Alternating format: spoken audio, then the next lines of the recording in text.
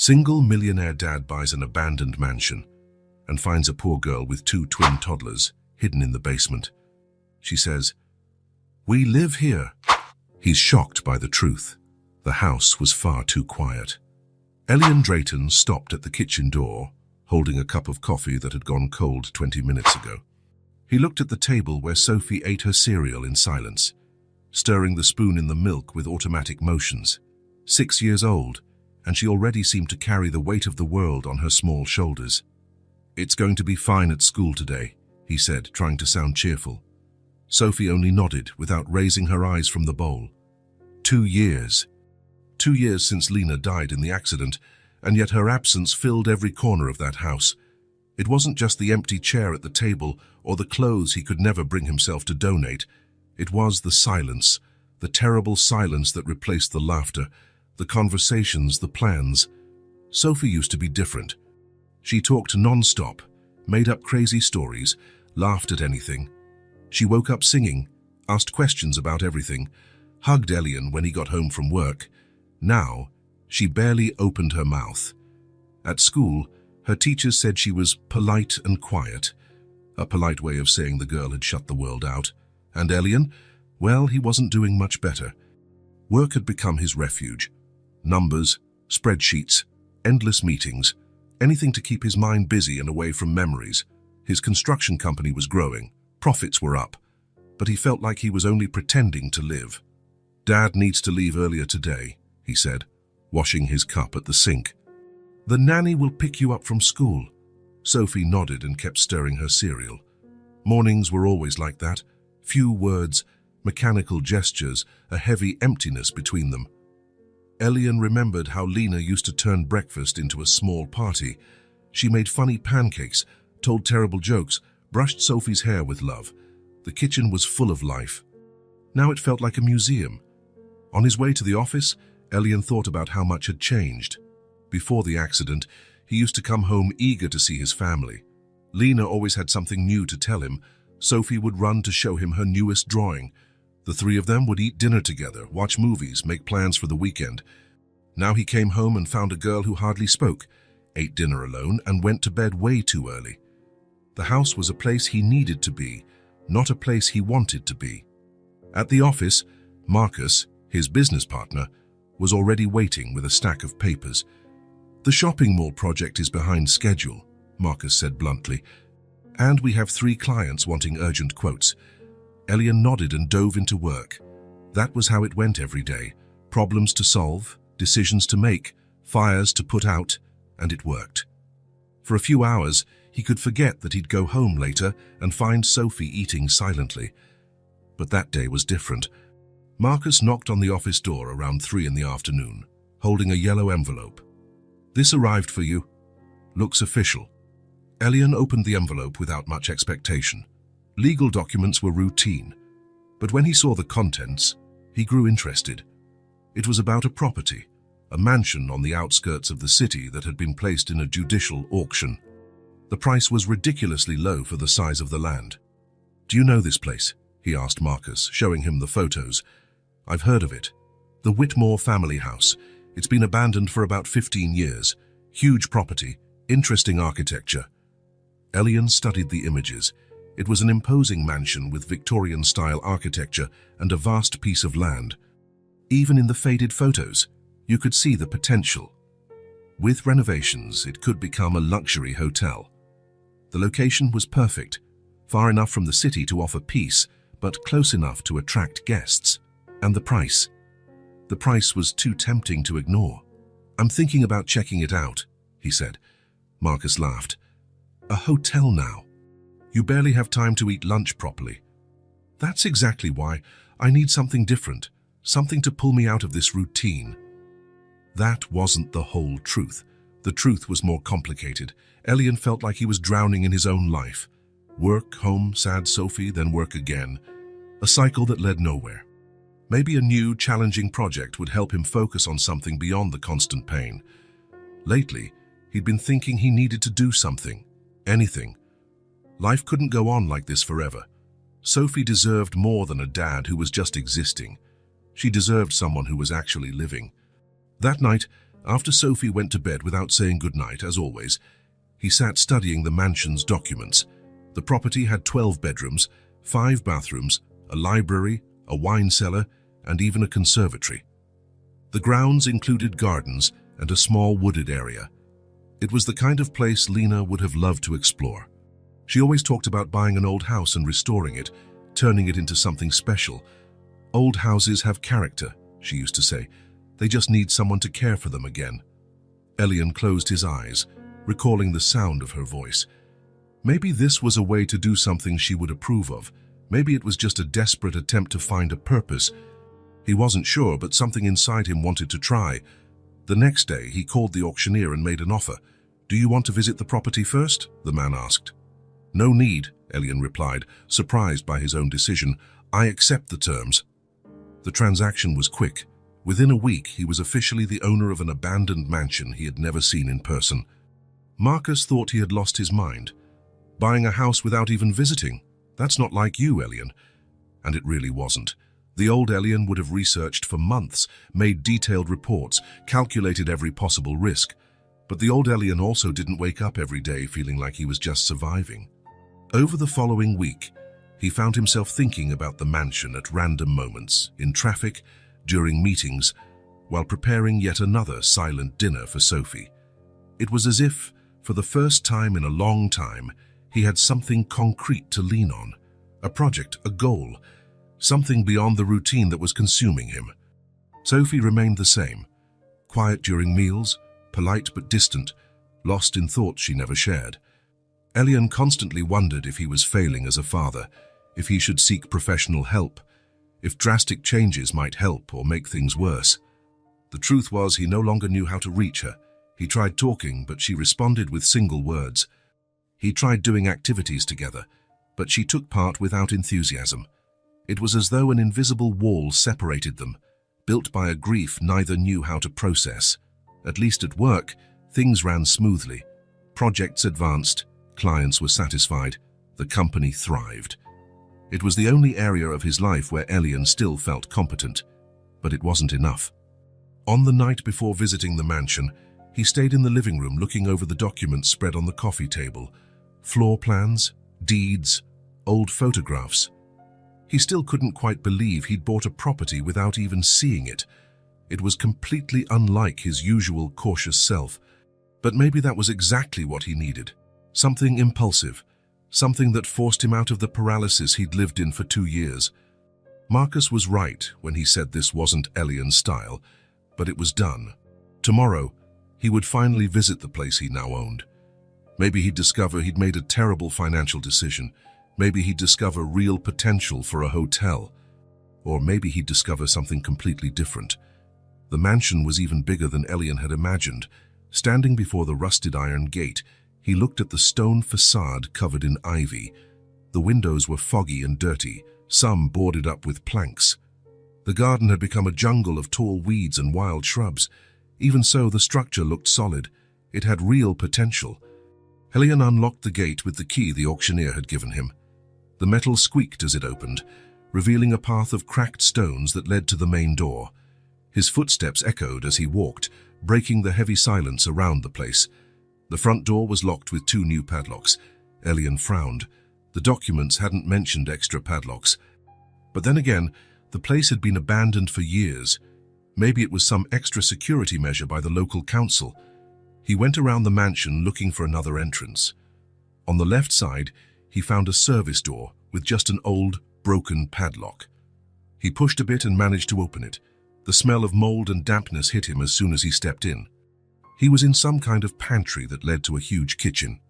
Dusty plates were still stacked on shelves, as if the former residents had left in the middle of a meal and never returned. Elian turned on his phone's flashlight and began to explore. The kitchen led to a long corridor with several doors, a dining room with a 12-person table, a living room with armchairs covered in white sheets, a library with empty shelves except for a few forgotten books. Each room confirmed his suspicions. With a good renovation, this mansion could become an incredible hotel. It had charm, history, and enough space for at least 15 comfortable suites. He went upstairs to the second floor. More bedrooms, more bathrooms, more possibilities. The windows offered a lovely view of the land and the trees at the back. Guests would pay a lot for that kind of peace. He was heading back down the stairs when he heard it. A muffled noise, like someone had dropped something. Elian paused on the landing, listening intently. Silence. Maybe it was just the old structure making noises, wood contracting, ancient pipes settling. But then he heard it again, clearer this time. It was coming from below, from the basement. Elian descended the rest of the stairs slowly, following the sound. In the kitchen, he found a door he hadn't noticed before. It stood slightly ajar, revealing stone steps leading into darkness. The basement? More noises. Definitely not just the house settling. It sounded like movement, as if someone was walking around down there. Elian hesitated. It could be a homeless person who found shelter, or a teenager messing around. Or something worse. Maybe he should call the police. But it was his property now, and he needed to know what was going on. He went down the steps carefully, lighting the way with his phone. The basement was large, divided into several sections, old boxes, covered furniture, and some ancient equipment he couldn't identify. Then he saw a faint light coming from a far corner. It wasn't electric light. It looked like candlelight. Elian walked toward the light, trying not to make a sound. He rounded a pile of boxes and stopped. There were 3 children there. A girl who looked about 6 was sitting on the floor, holding 2 smaller children in her lap. Twins, from what he could see, no older than 2. All 3 of them were filthy, wearing clothes that were torn and too big. The older girl had tangled brown hair and enormous eyes that reflected the candlelight. The little ones clung to her as if she was the only safe thing in the world. But what struck him most was how they had arranged themselves. Old boxes set up as beds, with threadbare blankets on top. Jars and bottles neatly placed on a makeshift shelf, folded clothes in a corner. It looked permanent. Elian was paralyzed. He hadn't expected this. He didn't know what to do. The older girl saw him and shrank back, pulling the twins closer to her. But there was a certain steadiness in her gaze that took Elian by surprise. "Please, don't call the police," she said in a small but resolute voice. "We live here." Elian lowered his flashlight to avoid blinding her. "How long have you been here?" "More than a month. Since before the last big rain." "More than a month." They weren't casual trespassers or lost children.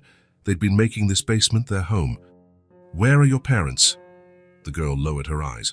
"No, Dad. And Mom died before we came here." The simplicity of her statement hit Elian like a punch. There was no drama, no tears, just a terrible acceptance from a child who learned far too young how cruel life could be. "How did you find this place?" "We were walking and saw that the back door was kind of open. It looked like a safe place to sleep. So we stayed." Elian looked around at their setup again. It showed logic and care. The girl had built a system to survive with 2 toddlers. "What are your names?" "I'm Amelie. These are Luna and Chloe. They're twins. And you take care of them." Amelie nodded seriously. "Someone has to." "They're little." 6 years old, taking care of 2 two-year-olds. It was impossible.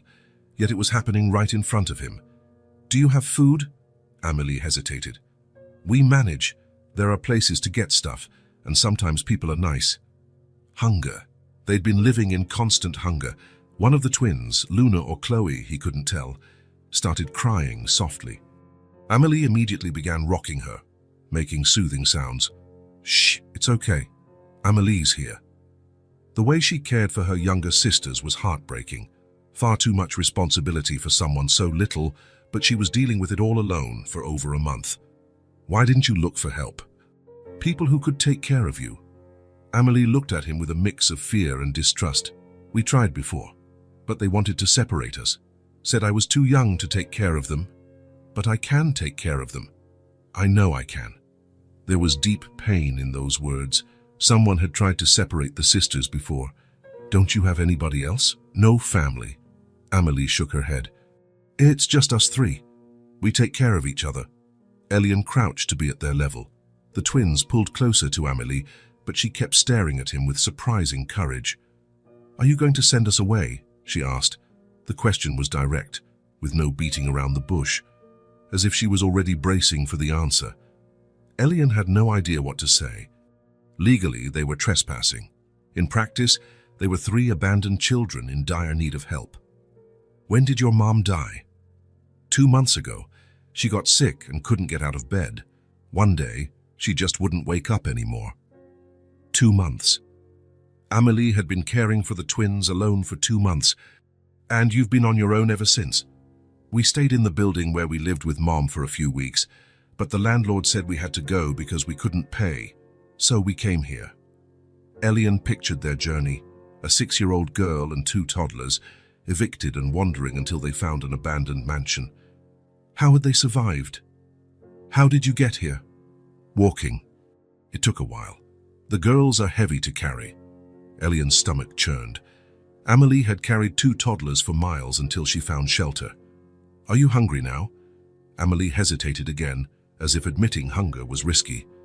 We ate yesterday. Yesterday. Not today. Elian stood up, his mind racing. He didn't know what to do, but he knew he couldn't just walk away and pretend he hadn't seen them. I'll think of something. Amelie nodded, without much hope. Okay. We understand if you don't want us here. It's your house now. But there was a silent plea in her eyes, a wordless request not to destroy the only safety they had managed to create. Elian climbed the stairs on shaky legs. He left the mansion and stood in the overgrown garden, trying to process what he had just seen. 3 children living in the basement of his property for over a month, a 6-year-old girl keeping 2 toddlers alive on her own. This wasn't a temporary situation. They had made that basement their home. They had a routine, an organization, a survival system. It was his property, his responsibility to decide what to do. But it wasn't a simple decision. Nothing about this was simple.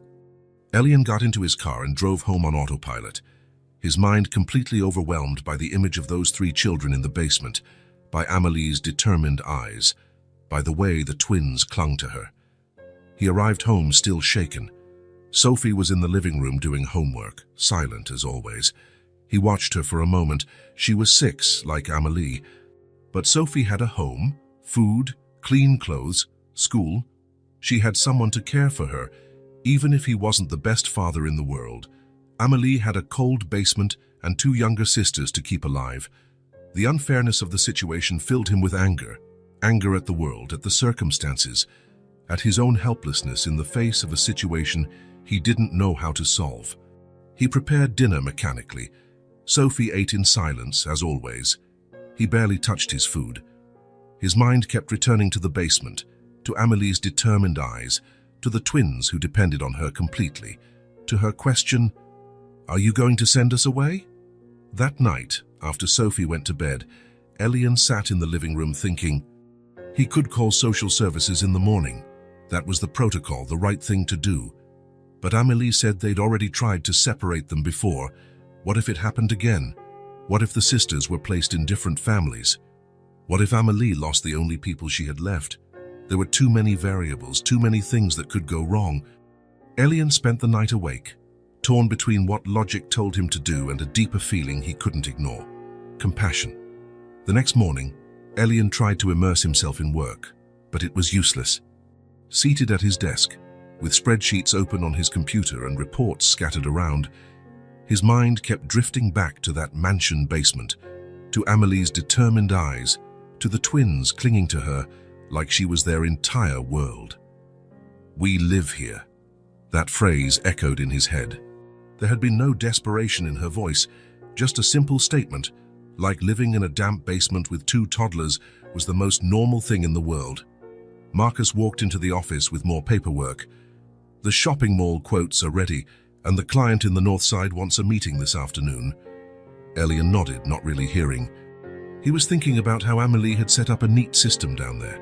Boxes for beds, jars on a makeshift shelf, a corner for clothes. A 6-year-old child creating a functional home to survive with 2 babies. "Are you okay?" Marcus asked, frowning. "I'm fine." "You don't look fine. You've been distant since yesterday." Elian forced himself to focus on the computer screen.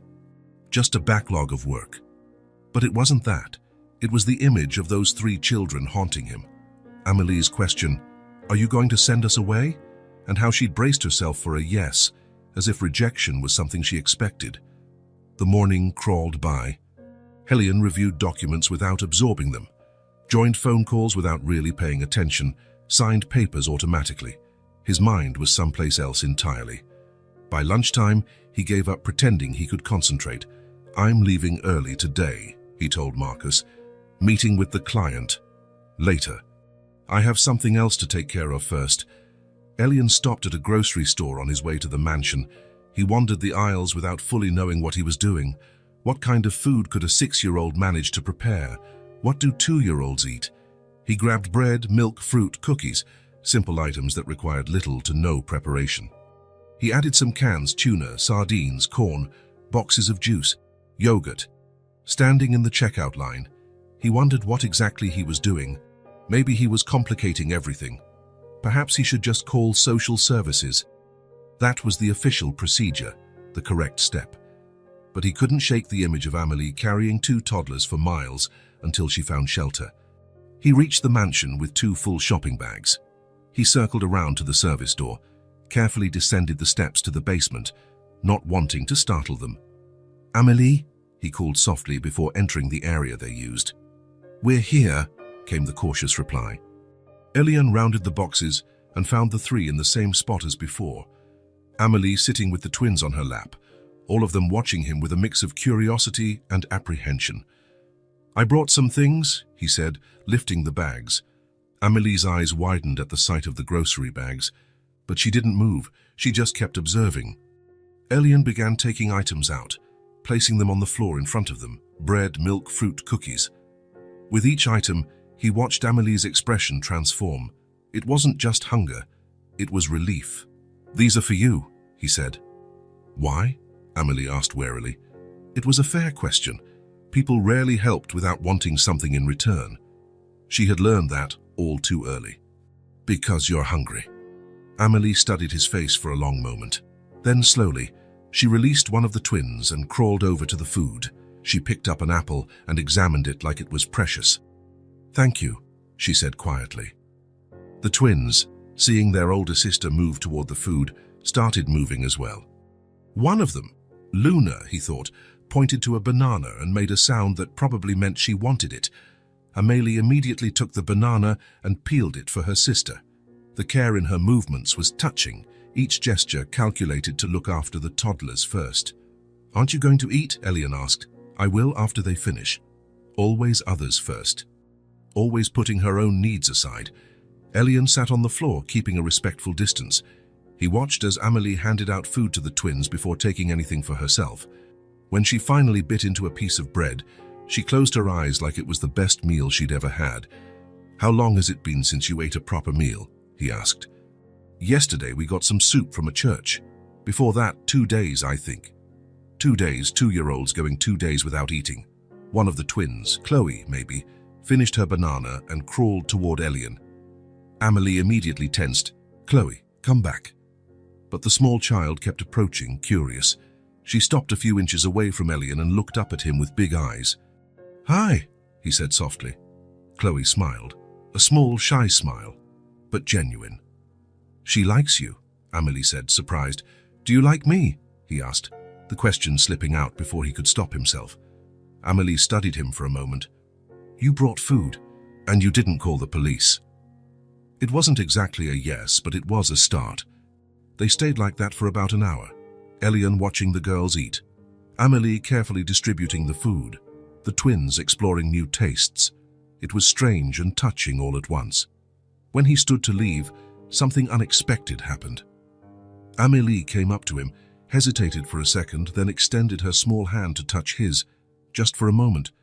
Her fingers were thin and cold, but the gesture was deliberate. "Thank you," she said again. The touch lasted only a moment, but something changed.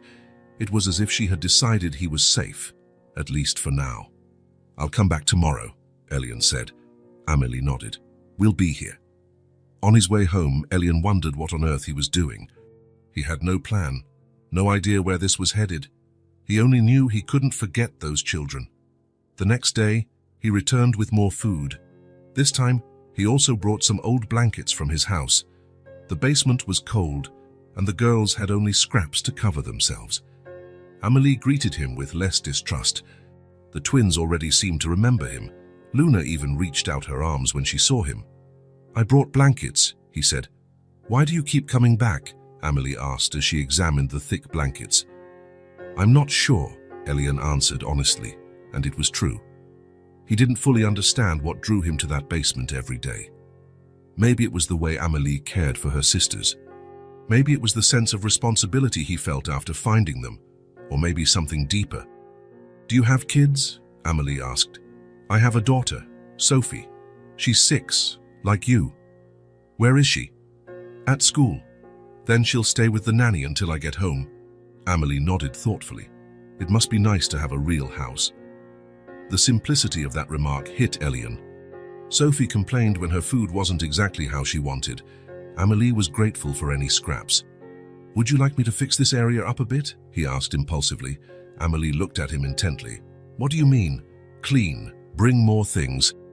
Make it more comfortable." "You'd let us stay?" The question came loaded with cautious hope, as if she didn't want to hope too much but couldn't help it. "For now, yes." Amelie smiled, the first real smile he'd seen on her face. "We'll help. We know how to work." Over the next few days, Elian established a routine. He left the office a bit earlier, stopped by the supermarket, then headed to the mansion. He brought food, cleaning supplies, and items to make the basement more livable. Amelie helped with everything: sweeping, organizing, caring for the twins while he cleaned higher areas. She was incredibly mature for her age, but sometimes she slipped into childlike moments. She laughed when the twins did something funny, hummed quietly while she tidied up. During one visit, he brought a basin of warm water and soap so they could bathe. The twins were overjoyed at the warm water, laughing and splashing as Amelie washed them gently. "They haven't had a warm bath in a long time," Amelie explained, watching her sisters play. "And what about you?" "I take a quick bath when they're sleeping, with cold water from the faucet upstairs." Elian noticed that Amelie always put the twins first, in food, baths, comfort, always the little ones first. "You deserve care too," he said. Amelie looked at him in surprise, as if that idea had never occurred to her. "Someone has to take care of them. And who takes care of you?" She didn't answer, just kept washing Luna's hair. On another visit, Elian brought clothes. He had gone to a children's store and bought some basics. He wasn't sure of their sizes, so he got a range. Amelie held a clean t-shirt against her chest like it was made of gold. "Is it really ours?" "Yes, it's yours." She helped the twins try on the new clothes. Chloe giggled when she saw her reflection in a puddle wearing a pink t-shirt. Luna clapped when she managed to put on the small sneakers. It was during these moments that Elian saw the child beneath Amelie's burden. She smiled at the twins' happiness, made funny faces to make them laugh. "Tell me about your mom," he said one day. Amelie's face closed up slightly. "Why?" "I'm just curious. You don't have to talk if you don't want to." Amelie was silent for a moment, watching the twins play with the wooden blocks Elian had brought. She was nice, always tired but nice. She worked nights cleaning offices. During the day, she slept a little and then took care of us. "What about the twins' father?" "Never met him. Mum said he left when he found out there would be 2. "And your dad?" Amelie shrugged. "I don't know who he is. Mum never talked about him." 3 little girls, each with their own story of abandonment. "When did she get sick?"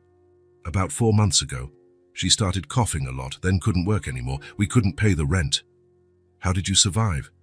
"Mum sold the stuff in our apartment: TV, fridge, furniture. When there was nothing left, we ate whenever we could." Amelie recounted everything with a terrifying calm, as if hunger and despair were just facts of life. Near the end, she was in bed all the time, couldn't even stand up. "I took care of the twins." "How old were you?" 5. I turned 6 last month. 5 years old, taking care of 2 babies while her mother slowly died in the next room. On the last day, she called me over and said I was responsible for the twins now, that I had to always take care of them and keep us together. Amelie looked at the twins, who were trying to stack the blocks. The next day, she didn't wake up anymore. I waited 2 days for her to wake up. Then I realized she never would. What did you do? We stayed in the apartment until the landlord came and kicked us out. Then we started walking, slept in parks, under bridges, in store doorways, until we found this place. The journey she described so simply was actually an odyssey of survival, a 6-year-old girl keeping 2 toddlers alive on the streets. You never thought about asking for help? I did. Once we went to a police station, but they wanted to send the twins one place and me somewhere else. They said I was too young to care for them. And you ran away. Yes. Mom said to keep us together. That's what I'm doing. The determination in her voice was astounding. No doubt, no hesitation, just an absolute certainty that her mission in life was to protect her sisters. During these conversations, Elian began to understand what was happening inside him. It wasn't just pity or social responsibility, it was something deeper. Amelie reminded him of himself right after Lena died, the feeling that he had to be strong for Sophie, that he couldn't break down because there was someone smaller depending on him. The difference was that he had resources, support, structure. Amelie had only her own determination, and he was seeing how strength could exist even in a 6-year-old child. His visits became daily. Elian rearranged his schedule at work to have time to go to the mansion every day. Marcus started asking questions, but he avoided answering. The basement was becoming livable. Elian installed some lamps, brought rugs, and organized a separate area for each purpose. A corner for sleeping, one for eating, a space for the twins to play. Amelie helped with everything, always carrying one of the twins or keeping both close. She never let them out of her sight. "Do you trust me now?" he asked one day. Amelie considered the question seriously. "I think so. You keep coming back, and you don't lie." "How do you know I don't lie?" "People who lie talk too much." "You talk little." Her observation made him laugh. It was true. He was always sparse with words. "And you like it when we're happy," Amelie added. "Bad people don't like it when kids are happy." There was a sad wisdom in her statement. How many bad people had she encountered to be able to make that distinction? As the days passed, Elian realized that visiting the mansion had become the best part of his day. Seeing the girls' progress, how they smiled more, how the twins started to say new words. Luna had learned to say Eli, her version of Elian. Chloe would get excited whenever he showed up. And Amelie began to talk more, asking questions about the world outside the basement. But it was more than that. For the first time since Lena's death, Elian felt like he was doing something that really mattered, not just working or surviving, but truly making a difference in someone's life. The hotel project had been completely forgotten. The papers were shoved into a drawer at the office, untouched. The mansion had found a much more important purpose than hosting tourists. One evening, after a particularly good visit, the twins had played in warm water while Amelie invented funny stories.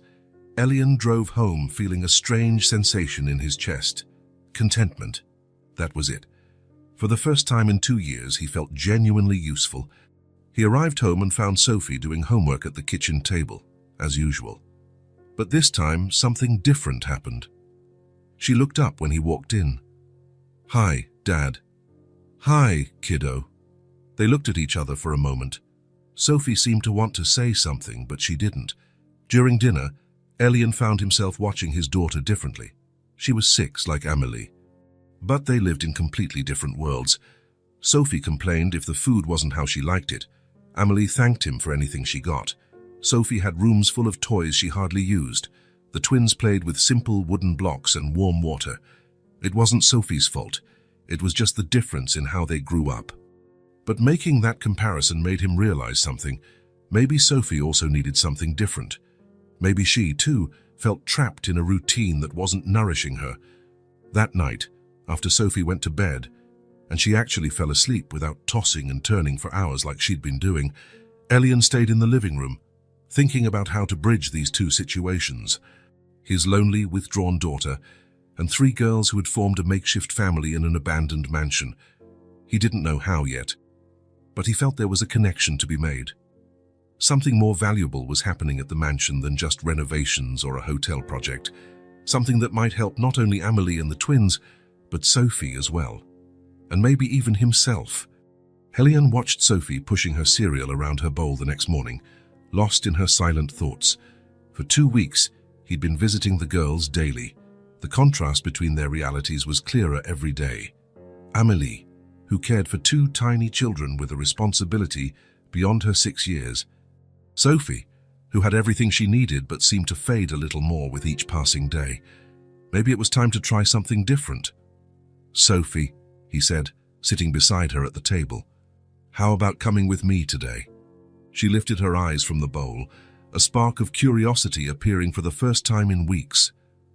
"Where?" "To a house I bought. There are some kids there I'd like you to meet." Sophie frowned. "What kids?" "3 girls, one is your age." "Why are they in a house you bought?" It was a fair question. Elian chose his words carefully. They needed a place to stay. It's complicated to explain, but you'll understand when you meet them. Sophie thought for a moment. "Can I leave if I don't like it?" "Of course, it's just a visit." She nodded slowly. "Okay." In the car on the way to the mansion, Sophie stared out the window quietly. Elian wondered if he was doing the right thing. The situations were so different it might be awkward for everyone. But something in his gut said this meeting could be important. He didn't know how or why, he just felt it. "The girls have been through difficult things," he explained while driving. "They might seem different from your school friends." "Different how?" "More serious, more cautious. They had to grow up too fast." Sophie nodded without asking more. They arrived at the mansion and Elian parked near the side entrance. Sophie looked at the building curiously. "It's huge." "Yeah. One day it might become a hotel. And the girls live here." "For now, yes." Elian guided Sophie through the service door and down to the basement. The place was unrecognizable compared to 2 weeks earlier. Clean, organized, with rugs on the floor and lamps that gave it a cozy feel. "Amélie," he called before they reached the corner where they stayed. "I brought someone to meet you." "We're here," came the familiar voice. They rounded the neatly stacked boxes and found the 3 girls in their usual spot, Amélie sitting with the twins close by. All of them looked curiously at the girl Elian had brought. Sophie stopped behind her father, half hiding. "This is Sophie, my daughter," Elian said. "Sophie, this is Amélie, Luna, and Chloe." Amélie stood slowly, assessing the situation. The twins clung to her legs, a bit scared by the stranger's presence. "Hi," Amélie said simply. Sophie didn't answer right away. She was looking around, taking in the makeshift space, the neatly folded clothes in a box, the simple toys spread on the floor. "Hi," she finally said, in a quiet voice. Elian felt the tension in the air. 4 little girls studying each other, trying to figure things out. "You're about the same age," he said, trying to break the ice. Amélie nodded. "Do you go to school?" she asked Sophie. "I go to Riverside School." "That's nice. I'm not going to school right now." "Why not?" Amélie hesitated, looking at Elian to gauge how much she could say. "It's complicated," she finally answered. Sophie accepted that answer without pressing. She kept observing the twins who peeked out from behind Amélie. "Are they sisters?" Sophie asked. "They're twins, Luna and Chloe. They look alike." "They do, but they're different. Luna talks more, Chloe laughs more." As if to prove the point, Chloe giggled when she heard her name. Sophie almost smiled. Almost. Elian sat down on one of the rugs he'd brought, indicating Sophie could do the same. She settled next to him, still taking in everything. "How did you get hurt?" Sophie asked, noticing a scratch on Amélie's arm. "Oh, I tore it on a fence when I was looking for..." Amélie stopped, glancing again at Elian. "Looking for what?" Sophie insisted. "Food," Amélie said simply. Sophie frowned. "Food? In a fence?" "No, behind the fence." Sometimes people throw away good stuff. The silence that followed was heavy. Sophie was processing what she'd just heard. "You don't have food at home?" "We live here now," Amélie explained. "Your dad brings us food." Sophie looked at Elian with an expression he couldn't decipher. "Dad, can I talk to you?" They stepped aside, still within sight of the other girls. "They don't have a home?" Sophie asked quietly. "Not exactly. What about their parents?" They have no parents. Amelie takes care of the twins by herself. Sophie looked back at the three. Amelie sat down again, Luna in her lap, Chloe playing with wooden blocks beside them.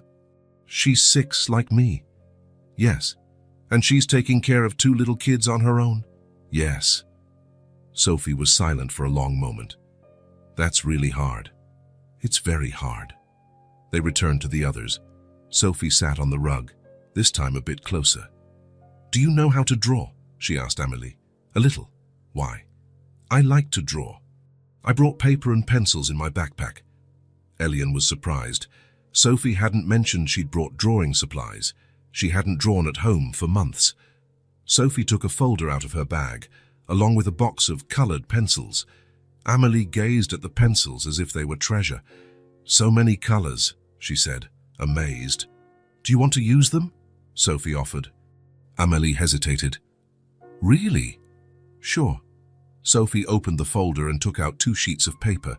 She handed one to Amelie along with half the colored pencils. What do you want to draw? Sophie asked. I'm not sure. What are you going to draw? I haven't decided yet. They sat side by side, each with her own sheet. Elian watched, fascinated at how Sophie seemed more alive than she'd been in months. There was color in her cheeks, interest in her eyes. Amelie held the pencils carefully, as if they were fragile. She chose a light blue and started drawing something that looked like a sky. Sophie picked a green pencil and began drawing grass. Are you making a garden? Amelie asked. I think so. What about you? The sky. I like looking at the sky from here. You can see it through the small windows. Sophie glanced up, noticing the tiny basement windows that let in a bit of light. It must be pretty at night. It is. Sometimes we see stars. The twins inched closer, curious about what the older girls were doing. Luna pointed to the pencils and said something that sounded like pretty. She likes colors, Amelie explained. When we used to walk around, she always stopped to look at flowers. I have a garden at my house, Sophie said. It has lots of different flowers. That must be nice. Yeah, but I never really stopped to look at them. Amelie looked at her curiously. Why not? Sophie thought about it. I don't know, I never thought about it. They kept drawing in silence for a few more minutes. Elian was amazed at the change in Sophie. She was smiling. Not just a polite smile, but a real smile. Can I draw on your paper too? Sophie asked. Sure, Amelie said, sliding her sheet to the center. Sophie began adding elements to Amelie's drawing, some clouds in the blue sky, a few birds flying.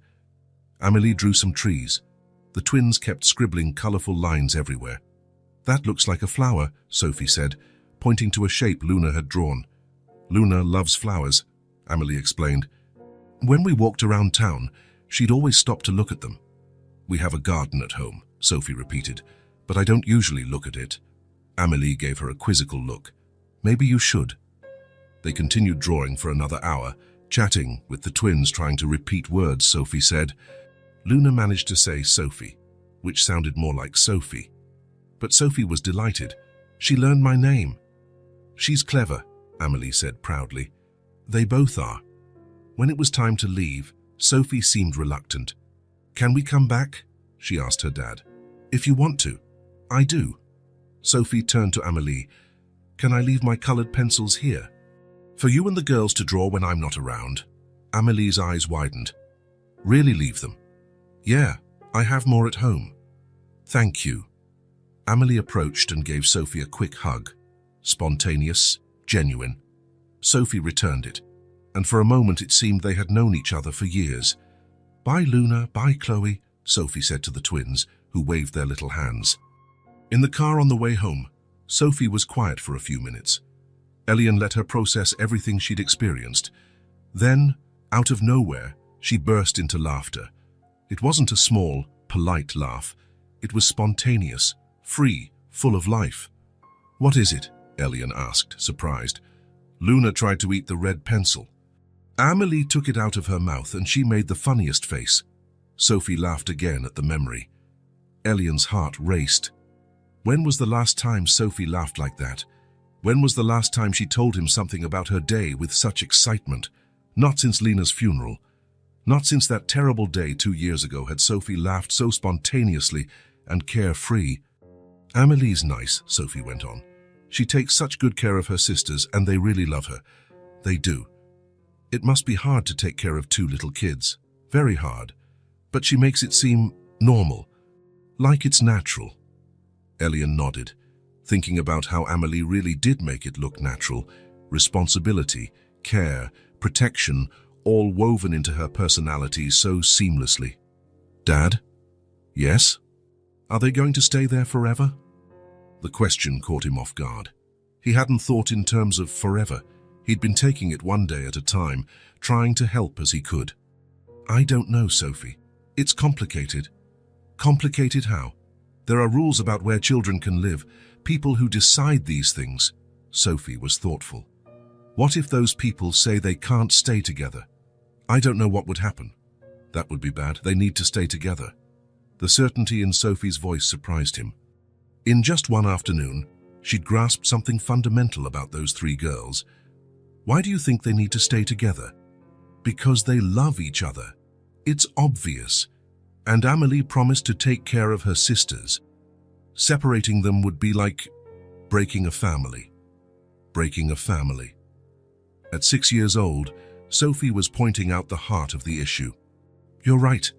So we have to help them stay together. Sophie already counted herself in the solution. They got home, and Sophie got out of the car with more energy than Elian had seen in months. During dinner, she talked about Luna and Chloe, how different they were despite being twins, and about the drawings they'd made together. "Amelie said Luna loves flowers," Sophie remarked.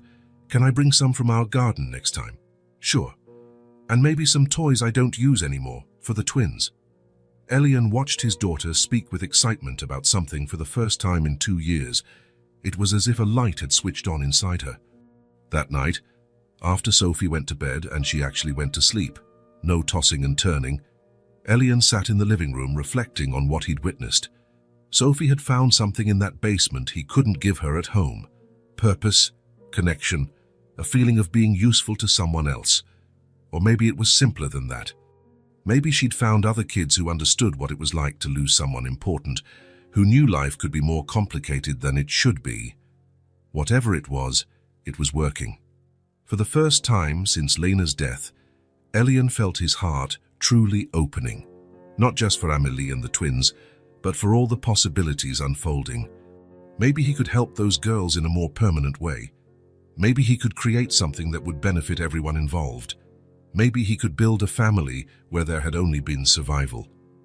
Sophie's spontaneous laughter in the car echoed in his mind. That simple sound had changed everything for him. His heart was beginning to open to possibilities he hadn't known existed. Mornings in Elian's house changed completely. Where once there had been heavy silence and mechanical gestures, now there were movement, voices, life. The alarm rang at 6:30, but it was barely necessary. Luna and Chloe woke up naturally with the sun, and their morning babble served as an alarm for the whole house. Elian had transformed the old study into a bedroom for the three girls. 2 small beds and a pull-out bed, all with colorful sheets that Sophie had chosen herself. Amelie slept in one of the small beds, the twins shared the other, and Sophie insisted on sleeping on the pull-out bed whenever she could. "It's like camping," she explained, "only better because it's every day." On that Tuesday morning, Elian went downstairs and found Amelie already awake, sitting on the living room floor playing with the twins. She always woke up first, an instinct developed during her months of caring for her sisters alone. "Good morning," he said, noticing how Amelie smiled when she saw him. 2 weeks ago, she would only nod when he appeared. Now she smiled, a small but genuine smile. "Good morning, Elian. They woke up just a little while ago." "And you? Did you sleep well?" "I did." Amelie was still tight-lipped about herself, but she looked more at ease. Her shoulders weren't constantly tense anymore, always poised to defend her sisters from danger. Elian began preparing breakfast, a routine he'd learned for 4 children instead of just 1. Oatmeal for the twins, cereal for Sophie, toast for Amelie, who still ate slowly, as if she couldn't quite believe there was enough food. Sophie showed up in her pajamas, hair a mess, rubbing her eyes. "Are the girls up yet?" "They are." They're in the living room with Amélie. Sophie ran to the living room. Elian heard laughter from there and smiled. Sophie laughing first thing in the morning was still something he was getting used to. He went back to focusing on breakfast, cutting fruit into small pieces for the twins, heating the milk to the right temperature, setting aside vitamins the pediatrician recommended. 2 weeks of intensive medical appointments had confirmed that all 3 girls were surprisingly healthy, given everything they'd been through. Luna was slightly underweight, Chloe had mild anemia, Amélie needed some dental care, nothing that couldn't be fixed with proper attention. "Elian," Sophie yelled from the living room, "Chloe's trying to say a new word." He left the food on the stove and walked in. He found the 4 girls sitting in a circle on the living room rug. Sophie and Amélie on either side, the twins in the middle. Chloe was pointing at Sophie, making sounds that almost formed a word. So. Chloe struggled, concentrating hard. "She's trying to say Sophie," Amélie explained proudly. "Sophie," Chloe finally managed. Sophie clapped her hands, thrilled. "She said my name, Amélie, she said my name." The excitement was contagious. Luna tried too, and soon the twins were competing to see who could say Sophie more clearly. Elian watched them with a tightness in his chest, the good kind, a joyful ache, a sense of family. "Breakfast is ready," he announced. "We're coming," Sophie called, helping Amélie lift the twins. Each girl had her spot at the kitchen table, Sophie next to Amélie, the twins in special chairs Elian had bought, and Elian himself seated across from them, coordinating the logistics of the meal. "Luna, don't throw food on the floor," Amélie said gently, wiping her sister's hand with a towel. "I'll help," Sophie offered, grabbing another towel to clean Chloe's hands. The natural way they cared for each other amazed Elian every day. Sophie had become a dedicated older sister, and Amélie had relaxed enough to allow others to help with the twins. "I'll drop you 2 at school today," Elian said to Sophie and Amélie. Amélie had started attending the same school as Sophie the previous week. The first few days were tough. She didn't know how to interact with other kids, was always worried about the twins at home with the nanny. But Sophie helped, introducing Amélie to her friends, sharing her lunch, sitting next to her in class. Within a few days, Amélie began to relax at school too. "The teacher said we have a family project this Friday," Sophie mentioned. "What kind of project?" Elian asked. "We each talk about our family, draw pictures, tell stories." Amélie stopped eating for a moment. "What kinds of stories?" "Good things, how you have fun together, places you like to go, traditions." "What if someone asks how our family got together?" Amélie asked cautiously. Elian and Sophie exchanged a look. It was a valid concern. Their situation wasn't exactly standard. "Just share whatever you feel comfortable sharing," Elian said. "Family is about taking care of each other. That's what you do." Amélie nodded, seeming satisfied with that answer. After breakfast came the routine of getting everyone ready, brushing teeth, changing clothes, packing backpacks. Elian had become surprisingly efficient at this. The twins stayed with Elena, the nanny he'd hired specifically to care for them. Elena was an experienced woman who had fallen in love with the twins from day one. "They'll play in the backyard if it doesn't rain," Elena said, picking Luna up. "And Chloe is almost saying water properly."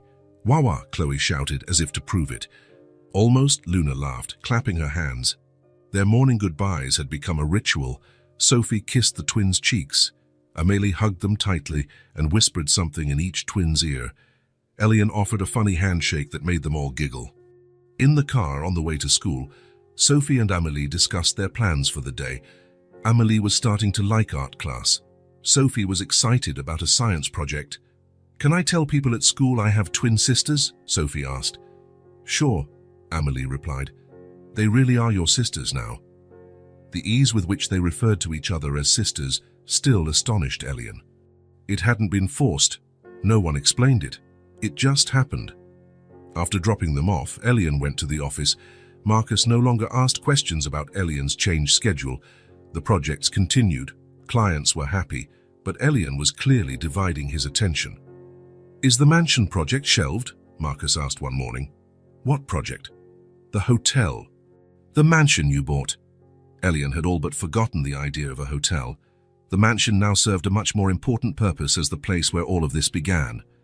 "It won't be a hotel," he said simply. "Then what?" "A country house for my family." Marcus nodded without pressing. He already understood that Elian's life had changed fundamentally. Afternoons were devoted to picking up the girls from school and returning home to more family routines. Snacks, homework for Sophie and Amélie, playtime with the twins, dinner, bath, bedtime stories. Elian had learned how to manage it all, how to prepare snacks Amélie liked. She still preferred simple flavors and distrusted fancier foods, how to pack school bags the night before so nothing would be forgotten, how to handle the twins' cries when they were tired. Luna responded to music, Chloe needed to be held. And how to celebrate the laughter. Sophie laughing at Luna's attempts to count to 5. Amélie laughing when Chloe tried to mimic her sounds. The twins laughing at anything and everything, simply for the joy of it. The house was always full of sound now. Footsteps running up and down the stairs, animated conversations during meals, music playing while they did homework, the TV softly showing cartoons for the twins. It was the complete opposite of the heavy silence that had filled the house for 2 years. One Thursday night, as he prepared the twins for their bath, Elian realized he hadn't thought about work all day. He hadn't obsessively checked emails or taken paperwork home, hadn't stayed up late doing spreadsheets. Instead, he'd been thinking about Amélie's upcoming birthday. She would turn 7 in 2 weeks, about how to teach the twins to use regular cups instead of bottles, and about which school they should attend when they were old enough.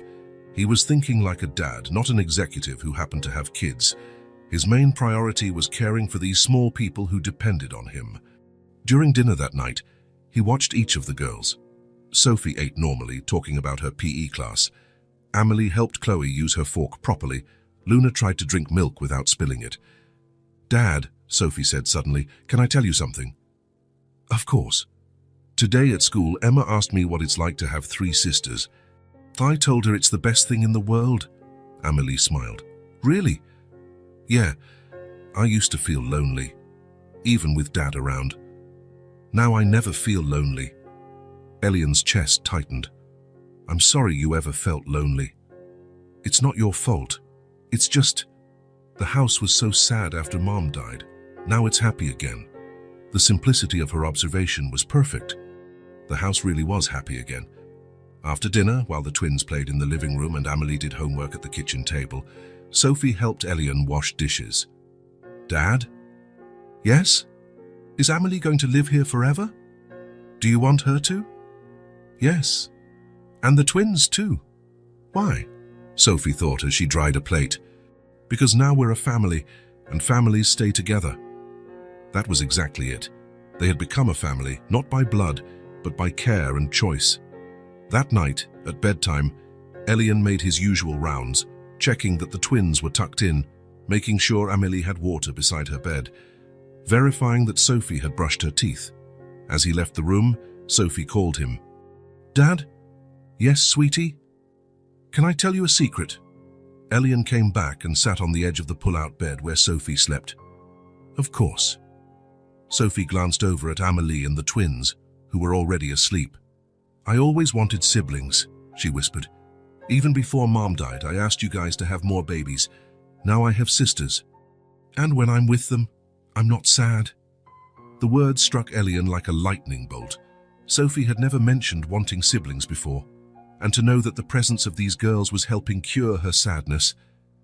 "They're going to stay, Sophie. They're ours now." "Really? Forever?" "Forever." Sophie smiled in the darkness. "Good. Because I love them, and I think they love me too." "I'm sure they do." Elian kissed Sophie's forehead and left the room with his heart overflowing. In the hallway, he paused for a moment to let it all sink in. Sophie had put into words exactly what he'd been feeling. Those girls had become theirs. Not just kids he was helping for the time being, but daughters. His daughters. Amélie, with her premature maturity and her fierce loyalty to her sisters. Luna, with her curiosity and her brave attempts at new words. Chloe, with her spontaneous smiles and her way of making everyone laugh. And Sophie, who had found joy again through her love for her new sisters. Elian headed downstairs to the living room, looking at the photos that had started to appear around the house. Pictures of Sophie and Amélie doing homework together, the twins playing in the yard, all four girls painting a mural in their bedroom. A decision that had been forming for weeks finally crystallized. He wanted to be their father, truly their father. Not just a temporary guardian or a well-meaning protector. He wanted them to take his last name. He wanted to be the one they called whenever they needed something.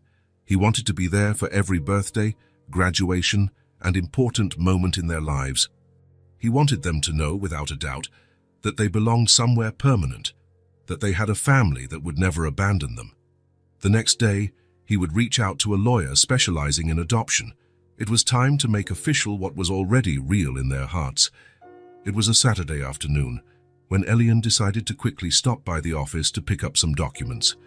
The girls were at home with Elena, and he planned to catch up on a few tasks he'd let pile up during the week. "Can I go with you, Dad?" Sophie asked when she saw him grab the car keys. "Me too," Amélie asked, looking up from the book she was reading. "Won't you be bored? I'm just grabbing some papers." "We've never been to your office," Sophie said. "Oh, we want to see where you work." Elian smiled. "All right, but Luna and Chloe will stay with Elena. We won't be long." In the car, Sophie and Amélie chatted excitedly about what they expected to find at the office. Sophie had been there a few times when she was younger, but Amélie had never seen it. "Is it a tall building?" she asked. "Medium tall. Our company's on the 5th floor." They arrived at the commercial building, and Elian used his key card to enter. The lobby was quiet, only security lights on. They took the elevator to the 5th floor. "Drayton and Associates." Sophie read the sign on the door. "Your name's on the door, Dad." Elian unlocked the door and turned on the lights. The office was modern, with glass desks, large computers, and well-maintained plants. Several architectural models were displayed on shelves. "Wow," Amélie whispered, looking around in awe. "It's so fancy." "Thanks. That's my office back there." He pointed to a glass door at the end of the hallway. The girls followed him while he headed to his desk. Sophie immediately went to the window to see the city view, but Amélie stopped at the doorway, observing everything carefully. Elian sat in his chair, searching for the documents he needed, contracts to review, budgets to approve, things that could wait, but he preferred to take care of them. "Dad, from here you can see our school," Sophie called from the window. "Really?" "Show Amélie." Amélie walked toward the window, but paused when something on the bookshelf behind Elian's desk caught her eye. It was where he kept some technical books and a few personal photos.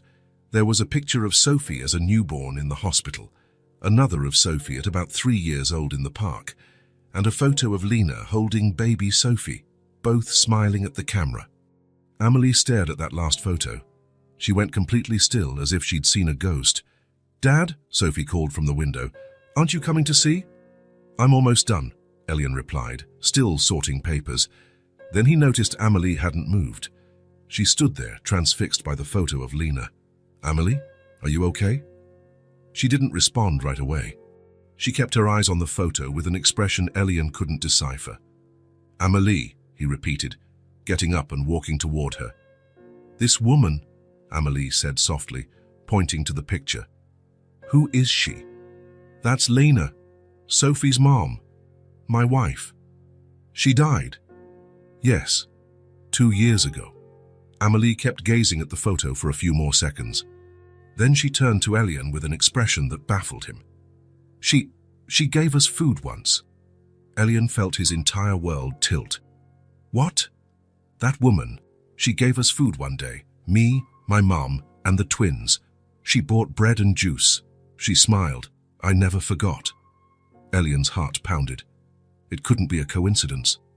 "When? Where?" "A long time ago. The twins were so little. We were on the street near a bakery. Mom was sick and couldn't work. We were really hungry." Amélie looked back at the photo. "That woman came out of the bakery and saw us. She went back, bought bread and juice, and handed it to Mom.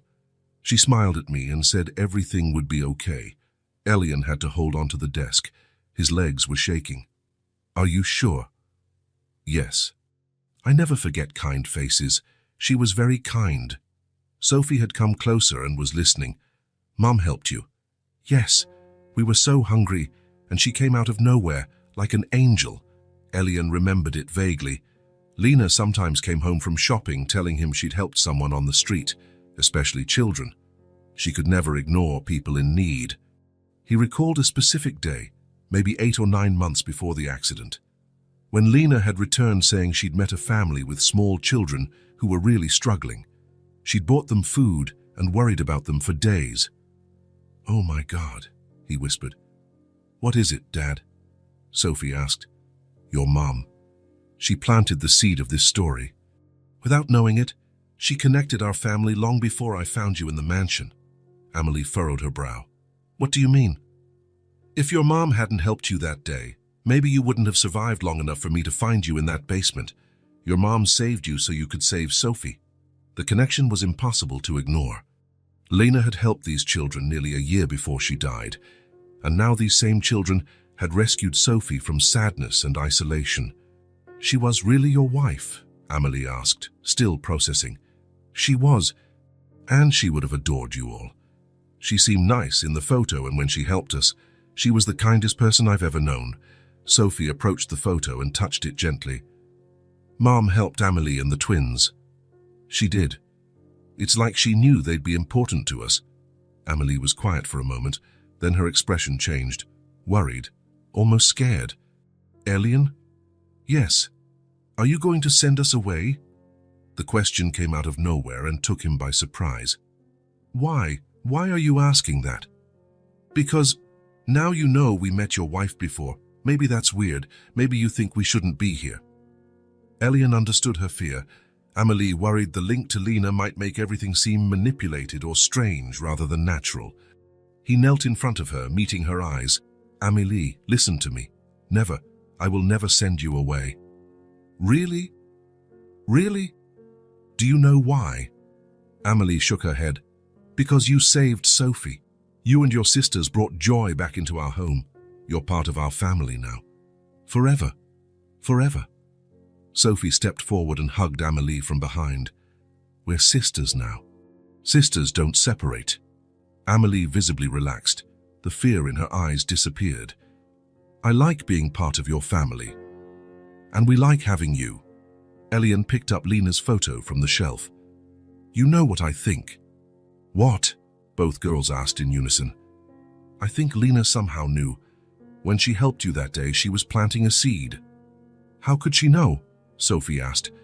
"I don't know. Maybe she didn't consciously know, but her heart did." Amelie looked at the photo again. "Do you think she'd be happy that we live with you now?" Elian smiled, tears in his eyes. "Absolutely. She would love seeing Sophie laugh again. She'd love seeing you safe and cared for." "Dad," Sophie spoke. "Yes? Can we put a picture of Mom in our room so Amelie and the twins can know her better?" "Sure. I have some more at home we can use." On the drive back, Amelie was quieter than usual. Elian noticed her thoughtful expression in the rearview mirror. "What are you thinking about?" he asked. "Your wife? How strange it is that we already met her." "Strange how? A good kind of strange, like we were meant to be part of your family." Sophie turned to look at Amelie. "I think so too. Meant to be." Elian smiled, driving with a full heart. Lena had planted this story long before she left. She had created a connection that was only now becoming clear. And he was certain that wherever she was smiling. The following Monday, Elian adjusted his tie for the 3rd time before entering the law office. He wasn't nervous about being there. He was nervous about what he was going to ask for. It was a decision that would change everything in a legal, permanent way. Robert Harrison had been the family lawyer for over a decade. He'd handled Lena's will, helped with company matters, always discreet and efficient. If anyone could help Elian with this situation, it was Robert. "Elian!" Robert stood up from his desk to greet him. "Long time no see. How's Sophie?" "Sophie's good. Really good, actually. I'm here to talk about her, among other things." Robert gestured for him to sit in the chair opposite his desk. "What can I do for you?" Elian took a deep breath. He'd rehearsed this conversation on the way over, but the words still felt huge. "How do I adopt 3 children?" Robert blinked a few times, clearly not expecting that. I'm sorry. 3 girls ages 6, 2 and 2 sisters. I want to adopt them officially. Robert leaned back in his chair, processing the information. Elian, that's very specific. Can you give me some context? For the next half hour, Elian told him everything, how he found the girls in the mansion, how he started caring for them, how they integrated into the family, how Sophie had blossomed with her new sisters, and now, the discovery that Lena had once helped them. Robert listened intently, taking occasional notes. I see, he said when Elian was done. Have the authorities been informed of the current situation? Not officially yet. I know I need to sort this out. That's why I'm here. Robert nodded thoughtfully. All right, let's talk about the process. Adopting 3 children at once is complex but not impossible, especially since they're siblings and you've already shown you can care for them.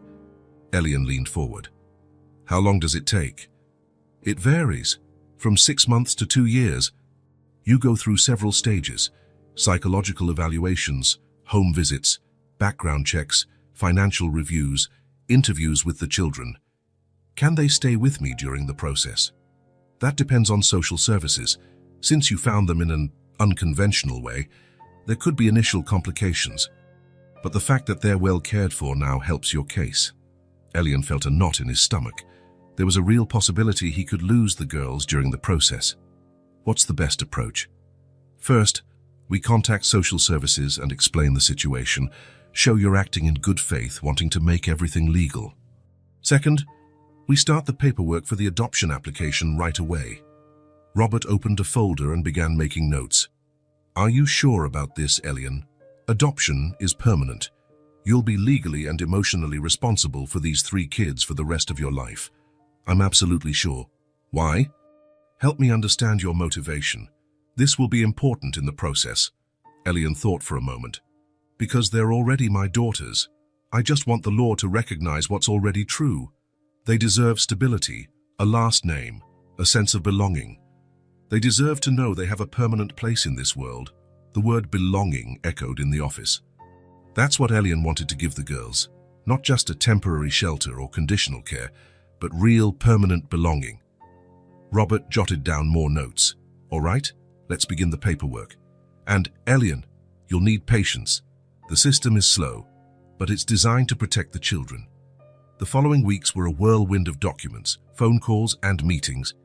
Robert contacted social services, explaining the situation and requesting an official evaluation. The first home visit was scheduled for a Tuesday morning. Elian was more nervous than he cared to admit. Will they ask a lot of questions? Sophie asked at breakfast. Probably, but just questions to understand how our family works. What if they don't like how we live? Amélie was quiet, but Elian could see the worry in her eyes. You've done nothing wrong, he said, addressing Amélie especially. We're just trying to make official a family that already exists. The social worker arrived right on time at 9. Margaret Chen was an Asian woman in her 50s, professional but not unfriendly. Mr. Drayton, I'm Margaret Chen from Child Services. Please, come in. The girls are excited to meet you. Margaret stepped inside and surveyed the environment. Elian had learned to see the house through a stranger's eyes.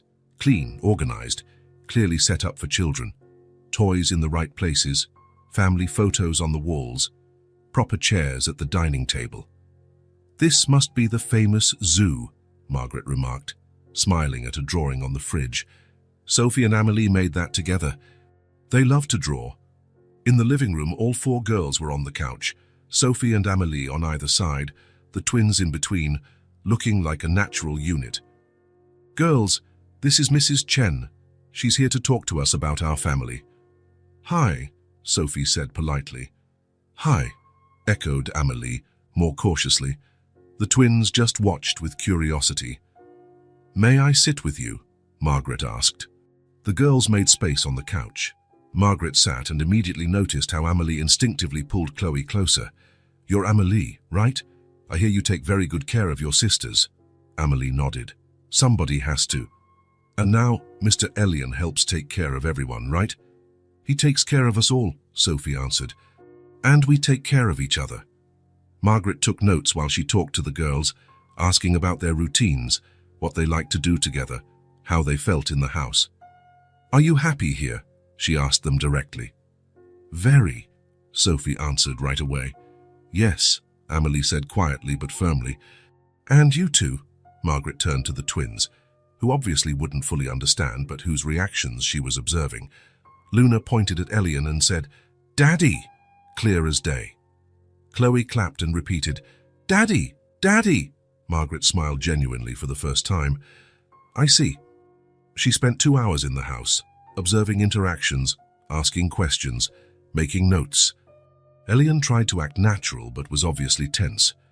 Throughout that time, Margaret watched the family's harmony, how Sophie helped Amelie with words she was still learning in English, how Amelie automatically wiped Chloe's face when she got juice on herself, how Elian knew exactly which toys would calm Luna when she got fussy. It was a functional family, not perfect but happy. Most importantly, truly happy. When it was time for the social worker to speak with him alone, Margaret led him into the kitchen. "Mr. Drayton, may I ask why you want to adopt these 3 children?" The question he'd been ready to answer for weeks. "Because my daughter is smiling again," he said simply. "Because they taught me what it means to be a father." Margaret raised an eyebrow. "Could you elaborate?" "After my wife died, Sophie and I were just surviving, existing. When I found Amelie and the twins, when they joined our family, everything changed. Sophie started being a child again. I started being a real dad again. And the girls? What did they gain? Security, stability, a chance to be kids instead of just survivors." Margaret made more notes. "You understand adoption is more than offering shelter. It's a lifelong legal, emotional and financial commitment." "I understand completely. That's exactly what I want. I don't want them as my wards or my dependents. I want them as my daughters. Why? Because they already are. I just want the law to recognize that." Margaret studied his face for a long moment. "Mr. Drayton, in 20 years of doing this, I've seen many situations, some sad, some inspiring. This home, this family is special." Elian felt cautious relief. "Is that good?" "Very good. The children are clearly happy, healthy and well-adjusted. Sophie has flourished dramatically.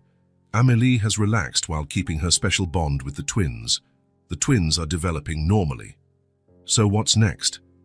I'll recommend that the adoption process move forward. There will be more visits and assessments, but from what I see, this is a functional family that just formed in an unusual way." As Margaret stood to leave, she paused by the living room to say goodbye to the girls. "It was lovely meeting you all," she said. "Will you come back?" Sophie asked. "Yes, a few times, while we make official what's already real." Amelie watched Margaret closely. "Are we allowed to stay?" "If it's up to me, yes. You belong here." When Margaret left, the house stayed quiet for a few minutes. The girls were processing her visit. Elian was processing the implications. "Dad?" Sophie broke the silence.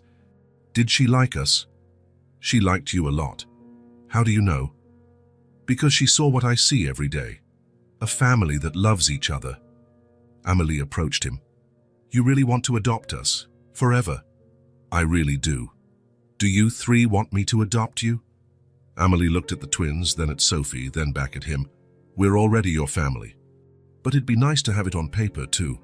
That night, after the girls were asleep, Elian called Robert. "How was the first assessment?" "Better than I expected. She's going to recommend that we proceed." "Excellent. That speeds things up. How long do you think it'll take now, with a positive recommendation?" "Maybe 6 to 8 months, especially since the children are already settled and happy." Elian ended the call feeling both relieved and excited. 6 to 8 months. In less than a year, Amelie, Luna and Chloe Drayton would officially be his daughters. The thought filled him with deep joy.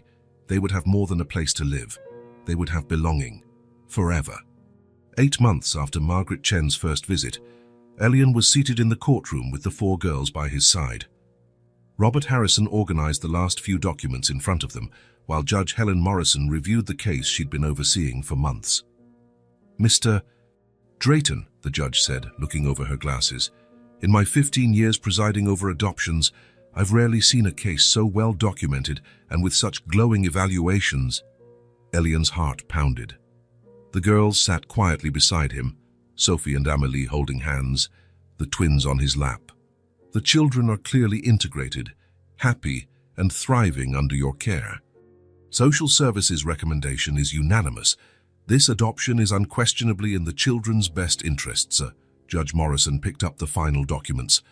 Therefore, it is my great pleasure to declare the adoption of Amélie Marie Drayton, Luna Rose Drayton, and Chloe Grace Drayton officially approved. As of this moment, you are a family. The gavel struck, legally sealing what they had already felt in their hearts. Sophie burst into tears of joy. Amélie hugged Elian tightly. Luna and Chloe, not fully understanding but sensing the happiness, started clapping. "We're really a family now," Amélie asked, her eyes shining. "We're officially a family now," Elian replied, voice trembling with emotion. Robert came over with a huge smile. "Congratulations, Drayton family. You made history today." In the car on the way home, Sophie couldn't stop talking. "Amélie Drayton, Luna Drayton, Chloe Drayton," she repeated, as if their names were a song. "We were always sisters," Amélie said softly. "Now we share the same last name too." They arrived home to find Elena had decorated the living room with colorful streamers. Balloons were tied to the chairs, ribbons on the dining table, and a big sign reading, "Welcome to the Drayton family." "How was it?" Elena asked as soon as they walked in. "Approved!" Sophie shouted. "They're officially our sisters." Elena hugged each of the girls, showering them with affectionate words in Spanish that they'd all learned to understand. "I have a surprise for you," Sophie announced, barely containing her excitement. "I helped make a special cake to celebrate." She ran to the kitchen and came back carrying a chocolate cake with white icing. On top, in slightly crooked but carefully piped letters, it read, "Drayton family." Around it were small, colorful sugar flowers. "I wrote the names," Sophie said proudly. "Elena helped me make the cake, but I did all the decorating myself." Amélie stared at the cake with a mix of surprise and emotion. "You made this for us?" "For our family. Now we're 4 official Drayton sisters." That afternoon, while the girls played in the yard and Elena tidied the kitchen, Amélie approached Elian with a folded piece of paper in her hands. "I wrote something for you," she said shyly. Elena helped me with some tricky words. Elian unfolded the paper to find a letter in a careful, childlike handwriting. Some words were clearly corrected, others showed where someone had helped with spelling. "Dear Daddy Elian, thank you for staying. When you found us in the basement, I thought you would send us away like other people did, but you didn't. You brought food and blankets and made that place better. Then you let us live in your real house. Sophie became our sister, and you became our dad. You took care of the twins when I was too tired to do it alone. Thank you for not giving up on us. Now you are my dad. With much love, Amélie Marie Drayton, P.S. The twins want to say thank you too, but they don't know how to write yet." Elian had to sit down. The simple words of the letter hit him harder than he could have imagined. "Amélie," he called, voice trembling. She stepped closer, concerned about his reaction. "You don't like it." "I like it more than anything I've ever received in my life." He pulled her into a tight hug. "Thank you for letting me stay too. Thank you for taking care of your sisters until I found you." "We saved each other," Amélie said simply. At dusk, Elian suggested they celebrate in the backyard under the stars. They spread a big blanket on the grass, lit a few garden lanterns, creating a soft glow. All 5 of them lay there, Elian and the 4 girls, talking about weekend plans, naming the stars, and imagining shapes in the sky. Luna and Chloe were in the middle, Sophie and Amélie on either side, everyone huddled together. "It's like in the basement," Luna said, pointing at the stars, "only much prettier." "And warmer," Amélie agreed. "And family," Chloe said, one of her newly learned phrases. "Forever family," Luna added. They stayed there for over an hour, chatting softly, watching the stars, feeling content. When the girls started dozing off, Elian carried them inside one by one. It was a simple, perfect celebration. In the following weeks, the biggest change involved the mansion. Elian had decided it definitely wouldn't be a hotel. Instead, he hired a team to restore it as a weekend house for the family. "Would you like to help choose the colors?" he asked the girls one morning. "Can we really?" Amelie asked. "Of course, it's our country house now." Sophie clapped her hands. "We can do themed bedrooms." Over the next few weekends, they went on expeditions to the mansion to check on the renovations. The girls ran through the empty rooms, planning where each piece of furniture would go, choosing wallpaper. The basement, where it all began, was turned into a playroom. Elian kept one small corner, exactly as it was when he found the girls, placing a plaque that read, "Where our family began." Amelie always paused at that corner during visits. "It's strange to see how it was before," she said once. "Strange sad or strange good?" "Strange good, because now we know it had a happy ending." On their first full weekend in the newly restored mansion, Elian watched the girls explore every inch of the property with pure joy. Luna and Chloe, now almost 3, ran around the vast lawn, squealing with excitement at all the space to play. Their laughter echoed around the gardens. "Daddy," Luna called from afar, waving, "come plant flowers with us." Elian had bought colorful seedlings to create a special family garden. Luna and Chloe loved digging in the dirt, even if they ended up completely covered in it. "This will be Luna's flower," he said, helping her plant a yellow daisy. "And this one is Chloe's," Chloe announced, choosing a purple petunia.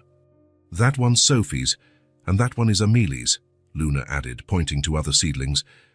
"Which one is yours, Daddy?" Chloe asked. Elian looked at the garden they were creating together. "All of them are mine, because you're all my special flowers." The twins giggled at his answer.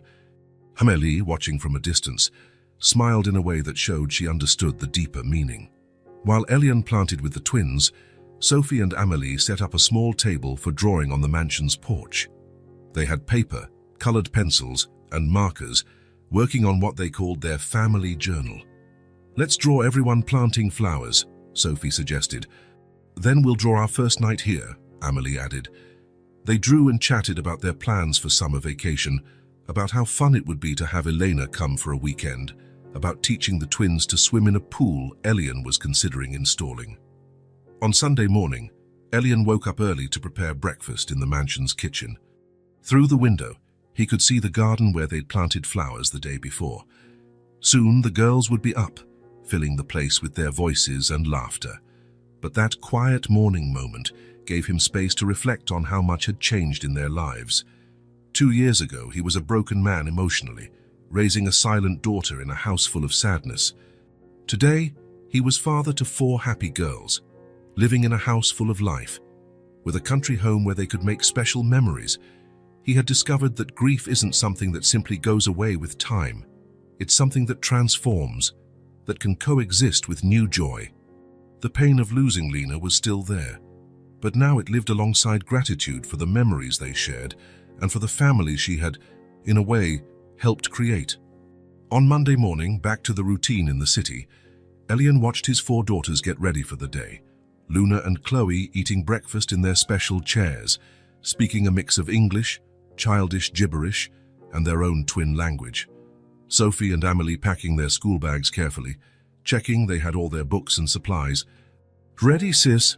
Sophie asked Amelie when they finished. "Ready," Amelie replied, straightening her matching school uniform. The two walked hand in hand to the front gate, waiting for the school bus to pick them up. "Now we study together, sis," Amelie said, adjusting the strap on her backpack with satisfaction.